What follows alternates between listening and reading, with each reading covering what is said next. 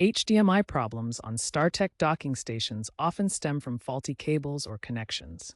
First, ensure your HDMI cable is certified, especially for 4K at 60 Hz or higher resolutions. Older cables may fail. Check for bent pins or damage on both the cable and the dock's HDMI port. Try a different, known good HDMI cable to rule out cable failure. Ensure the cable length is within reasonable limits, under 5 meters, to avoid signal degradation.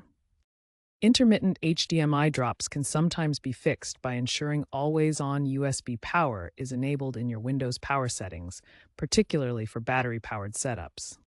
A weak connection means no video output, so confirm solid connections at both ends. If physical connections are working, driver issues often cause HDMI problems on StarTech docks. Outdated graphics drivers from Intel, NVIDIA, or AMD can prevent proper signal output. For Intel graphics, update drivers through the Intel Graphics software.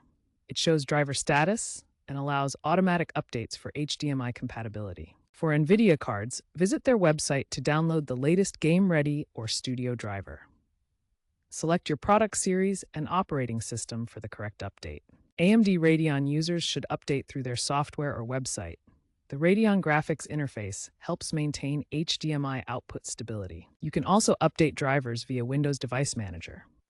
Right-click your graphics adapter and select Update Driver for manual updates. Laptop manufacturers release BIOS updates for better docking compatibility.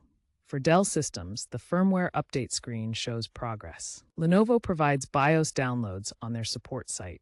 Download the update for your model to improve HDMI functionality. StarTech offers an AI-powered diagnostic tool on their site. It analyzes logs for issues like EDI mismatches and identifies driver problems automatically. In most cases, updating drivers or firmware resolves HDMI black screens and flickering.